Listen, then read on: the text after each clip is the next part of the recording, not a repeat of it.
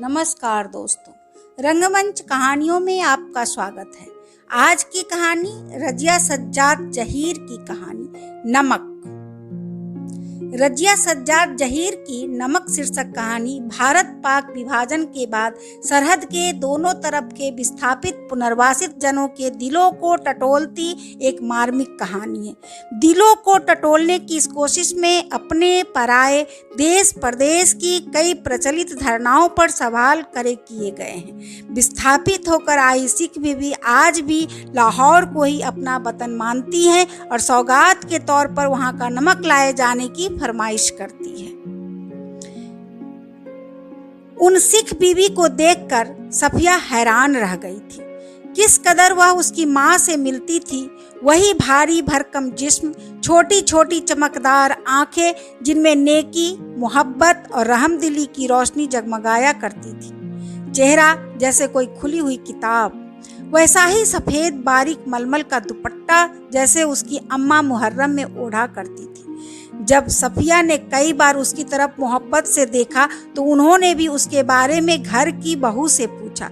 उन्हें बताया गया कि ये मुसलमान है, कल ही सुबह लाहौर जा रही हैं अपने भाइयों से मिलने, जिन्हें उन्होंने कई साल से नहीं देखा।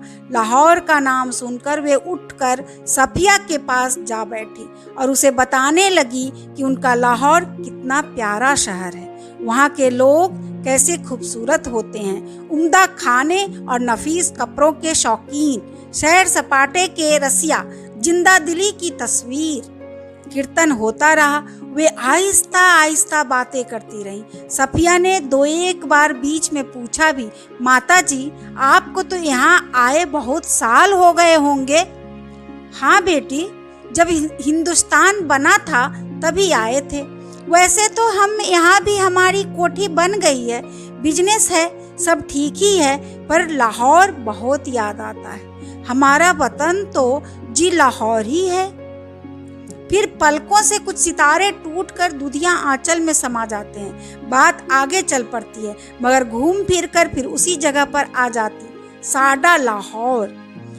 कीर्तन कोई 11 बजे खत्म हुआ जो वे प्रसाद हाथ में लिए उठने लगी और सफिया के सलाम के जवाब में दुआएं देती हुई रुखसत होने लगी। तब सफिया ने धीमे से पूछा, आप लाहौर से कोई सौगात मंगाना चाहे तो मुझे हुक्म दीजिए। वे दरवाजे से लगी खड़ी थी, हिचकिचाकर बहुत ही आहिस्ता से बोली, अगर ला सको तो थोड़ा सा लाहौरी नमक लाना। 15 दिन यूं गुजरे कि पता ही नहीं चला। जिमखाना की शामें, दोस्तों की मोहब्बत, भाइयों की खातिरदारियां, उनका बस न चलता था कि बिछड़ी हुई परदेसी बहन के लिए क्या कुछ न कर दे। दोस्तों अजीजों की यह हालत कि कोई कुछ लिए आ रहा है, कोई कुछ। कहाँ रखें, कैसे पैक करें, क्यों कर ले जाएं, एक समस्या थी। सबसे बड़ी समस्या थी बादामी कागज की एक पुड़िया की जिसमें कोई सेर भर लाहौरी नमक था। सफिया का भाई एक बहुत बड़ा पुलिस अफसर था। उसने सोचा कि यह ठीक राय दे सकेगा। चुपके से पूछने लगी, क्यों भैया, नमक ले जा सकते हैं? वह हैरान होकर बोला, नमक तो नहीं ले जा सकते, गैर कानूनी है। और नमक का आप क्या करेंगी? आप लोगों के हिस्से में तो हमसे बहुत ज्यादा नमक आया है। वह झुंझला गई। मैं हिस्से बकरे की बात नहीं कर रही हूँ, आया होगा। मुझे तो लाहौर की नमक चाहिए, मेरी माँ ने यही मंगवाया है। भाई की समझ में कुछ नहीं आया। माँ का क्यों जिक्र था? वे तो बंटवारे से पहले ही मर चुकी थी।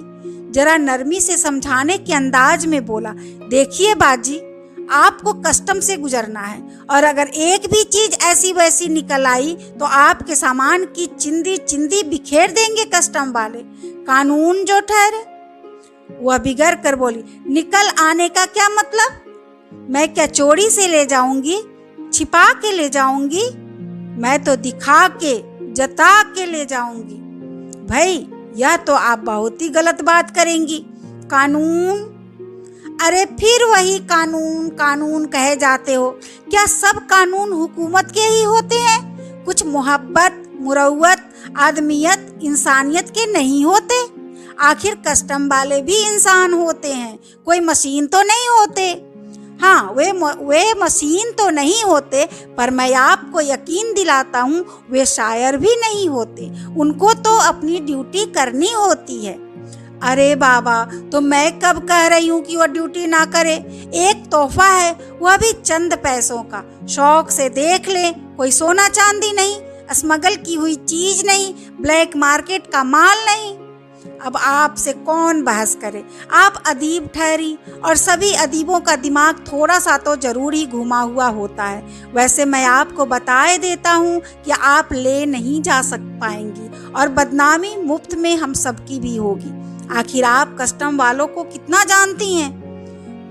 उसने गुस्से से जवाब दिया, कस्टम वालों को जाने या ना जाने, पर हम इंसानों को थोड़ा सा जरूर जानते हैं। और रही दिमाग की बात, सो अगर सभी लोगों का दिमाग हम अदीबों की तरह घुमा हुआ होता तो यह दुनिया कुछ बेहतर ही जगह हो जाती। भैया, मारे गुस्से के उसकी आंखों से आंसू बहने लगे थे। उसका भाई सिर हिलाकर चुप हो गया। अगले रोज 2 बजे दिन को उसे रवाना होना था। सुबह के लिए बहुत व्यस्त कार्यक्रम बन चुका था, इसलिए उसे सारी पैकिंग रात ही को करनी थी। कमरे का दरवाजा अंदर से बंद करके वह सामान बांधने लगी। इधर उधर फैली हुई चीजें धीरे धीरे सिमट कर सूटकेस और बिस्तर बंद में चली गई। सिर्फ 2 चीजें रह गई। एक तो वह छोटी सी टोकरी जिसमें किन्नू थे, एक दोस्त का तोहफा संतरे और माल्टे का मिलाकर पैदा किया गया फल, माल्टे की तरह रंगीन और मीठा, संतरे की तरह नाजुक, और दूसरी थी वह नमक की पुड़िया। अब तक सफिया का गुस्सा उतर चुका था। भावना के स्थान पर बुद्धि धीरे धीरे उस पर हावी हो रही थी। नमक की पुड़िया ले तो जानी है, पर कैसे? अच्छा, अगर इसे हाथ में ले ले और कस्टम वालों के सामने सबसे पहले इसी को रख दे। लेकिन अगर कस्टम वाले ने ना जाने दिया तो मजबूरी है, छोड़ देंगे। लेकिन फिर उस वायदे का क्या होगा जो हमने अपनी माँ से किया था? हम अपने को सैयद कहते हैं, फिर वायदा करके झुठलाने के क्या मायने? जान देकर भी वायदा पूरा करना होगा, मगर कैसे? अच्छा, अगर इसे किन्नुओं की टोकरी में सबसे नीचे रख लिया जाए तो इतने किन्नुओं के ढेर में भला कौन इसे देखेगा?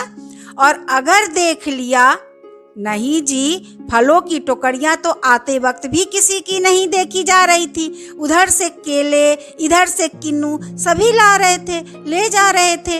यही ठीक है, फिर देखा जाएगा। उसने किन्नू कालीन पर उलट दिए, टोकरी खाली की और नमक की पुड़िया उठाकर टोकरी की तह में रख दी। एक बार झांक कर उसने पुड़िया को देखा और उसे ऐसा महसूस हुआ मानो उसने अपनी किसी प्यारे की कब्र की गहराई में उतार दिया हो। कुछ देर उकड़ू बैठी वह पुड़िया को ताकती रही और फिर उन कहानियों को याद करती रही जिन्हें वह अपने बचपन में अम्मा से सुना करती थी, जिनमें शहजादा अपनी रान चीर कर हीरा छिपा लेता था और देवों, खौफनाक भूतों तथा राक्षसों के सामने से होता हुआ सरहदों से गुजर जाता था। इस जमाने में ऐसी कोई तरकीब नहीं हो सकती थी, वरना वह अपना दिल चीर कर उसमें यह नमक छिपा लेती। उसने एक आह भरी, फिर वह किन्नुओं को एक एक करके टोकरी में रखने लगी, पुड़िया के इधर उधर, आसपास और फिर ऊपर, यहाँ तक कि वह बिल्कुल छिप गई। आश्वस्त होकर उसने हाथ झाड़े, सूटकेस पलंग के नीचे खिसकाया, टोकरी उठाकर पलंग के सिरहाने रखी और लेटकर दोहर ओढ़ ली।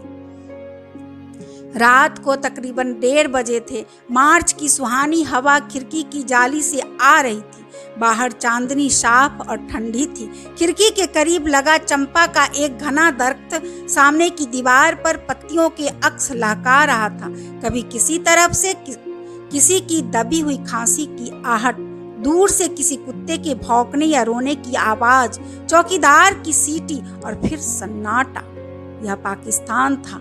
यहाँ उसके 3 सगे भाई थे, बेशुमार चाहने वाले दोस्त थे, बाप की कब्र थी, नन्हे नन्हे भतीजे भतीजियां थी जो उससे बड़ी मासूमियत से पूछते, फूफी जान, आप हिंदुस्तान में क्यों रहती हैं, जहाँ हम लोग नहीं आ सकते? उन सब के और सफिया के बीच में एक सरहद थी और वह बहुत ही नोकदार लोहे की छड़ों का जंगला जो कस्टम कहलाता था। कल वह लाहौर से चली जाएगी। हो सकता है साल भर बाद फिर आए। 1 साल से पहले तो वह आ भी नहीं सकती थी। और यह भी हो सकता था कि अब कभी ना आ सके। उसकी आंखें आहिस्ता आहिस्ता बंद होने लगी। फिर उसे एक सफेद दुपट्टे का दुधिया आंचल लहराता दिखाई देने लगा, जिस पर यहाँ वहाँ सितारे झिलमिला रहे थे। हमें वहाँ से आए तो बहुत दिन हो गए। यहाँ हमारी कोठी भी है, बिजनेस भी, हम यहाँ बस भी गए हैं, पर हमारा वतन तो जी लाहौर ही है।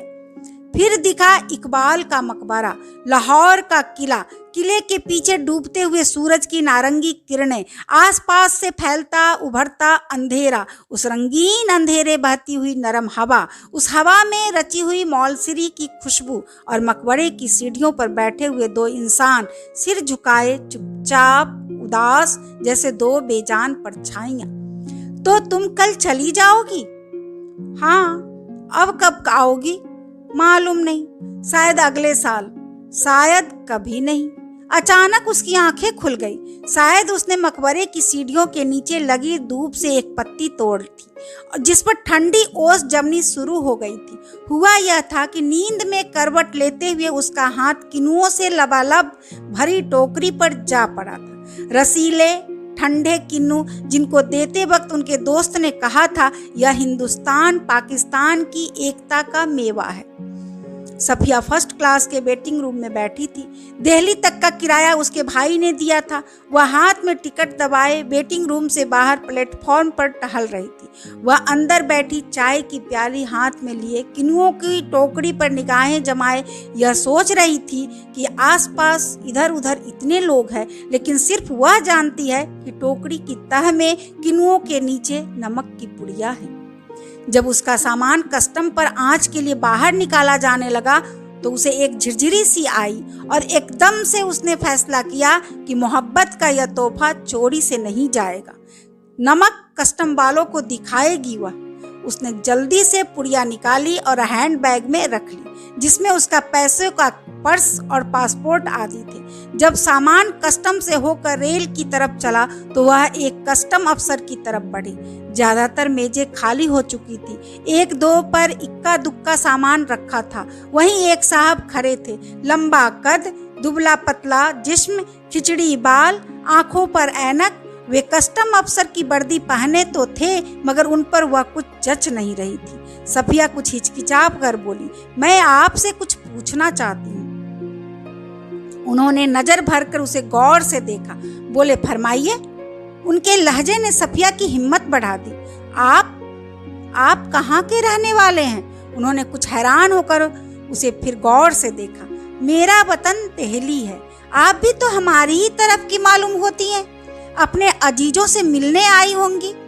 जी हाँ, मैं लखनऊ की हूँ। अपने भाइयों से मिलने आई थी। वे लोग इधर आ गए हैं।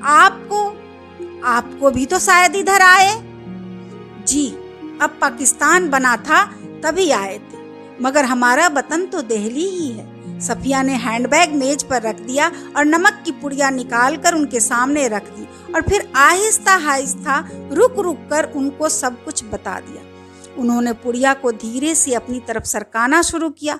जब सफिया की बात खत्म हो गई तब उन्होंने पुड़िया को दोनों हाथों में उठाया, अच्छी तरह लपेटा और खुद सफिया के बैग में रख दिया। बैग सफिया को देते हुए बोले, मोहब्बत तो कस्टम से इस तरह गुजर जाती है कि कानून हैरान रह जाता है। वह चलने लगी तो वे भी खड़े हो गए और कहने लगे, जामा मस्जिद की सीढ़ियों को मेरा सलाम कहिएगा और उन खातून को यह नमक देते वक्त मेरी तरफ से कहिएगा कि लाहौर अभी तक उनका वतन है और दिल्ली मेरा, तो बाकी सब रफ्ता रफ्ता ठीक हो जाएगा। सफिया कस्टम के जंगले से निकलकर दूसरे प्लेटफॉर्म पर आ गई और वे वहीं खड़े रहे। प्लेटफॉर्म पर उसके बहुत से दोस्त, भाई, रिश्तेदार थे। हसरत भरी नजरों, बहते हुए आंसुओं, ठंडी सांसों और भींचे हुए ओठों को बीच में से काटती हुई रेल सरहद की तरफ बढ़ी।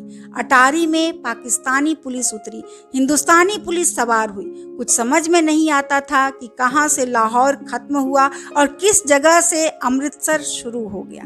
एक जमीन थी, एक जबान थी, एक सी सूरतें और लिबास, एक सा लवो लहजा और अंदाज थे। गालियां भी एक ही सी थी, जिनसे दोनों बड़े प्यार से एक दूसरे को नवाज रहे थे। बस मुश्किल सिर्फ इतनी थी कि भरी हुई बंदूकें दोनों के हाथों में थी। अमृतसर में कस्टम वाले फर्स्ट क्लास वालों के सामान की जांच उनके डब्बे के सामने ही कर रहे थे। सफिया का सारा सामान देखा जा चुका था। वह उन नौजवान कस्टम अफसर की ओर बढ़ी जो बातचीत और सूरत से बंगाली लगते थे। देखिए, मेरे पास नमक है, थोड़ा सा। फिर उसने हैंडबैग खोला और वह पुड़िया उनकी तरफ बढ़ाते हुए अटकते, झिझकते, हिचकिचाते हुए उनको सब कुछ कह सुनाया। उन्होंने सिर झुका लिया था, सुनते रहे, बीच बीच में सिर उठाते, गौर से उसे देखते, फिर सुनने लगते। बात पूरी हो गई तो उन्होंने एक बार फिर सफिया को ऊपर से नीचे तक देखा। धीरे से बोले, इधर आइए जरा।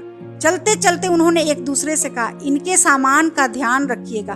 प्लेटफॉर्म के सिरे पर एक कमरा था, वे उसके अंदर घुसे। सफिया दाखिल होते हिचकिचाई। वे मुस्कुरा कर बोले, आइए आइए ना। जेब से रुमाल निकाल कर उन्होंने कुर्सी को झाड़ा और बोले, बैठिए। सफिया ने पुड़िया और बैग को मेज पर रख दिया। बाहर की तरफ झांक कर उन्होंने एक पुलिस वाले को इशारा किया। सफिया के पैर तले की जमीन खिसकने लगी। अब क्या होगा? 2 चाय लाओ, अच्छी वाली। पुलिस वाला सफिया को घूरता हुआ चला गया। फिर उन्होंने मेज की दराज खींची और उसमें अंदर दूर तक हाथ डालकर एक किताब निकाली। किताब को सफिया के सामने रखकर उन्होंने पहला सफ़ा खोल दिया। भाई और नजरुल इस्लाम की तस्वीर थी और टाइटल वाले सफ़े पर अंग्रेजी के कुछ धुंधले शब्द थे। शमशुल इस्लाम की तरफ से सुनील दास गुप्ता को प्यार के साथ, ढाका 1946। तो आप क्या ईस्ट बंगाल के हैं? हाँ, मेरा वतन ढाका है, उन्होंने बड़े फक्र से जवाब दिया। तो आप यहाँ कब आए?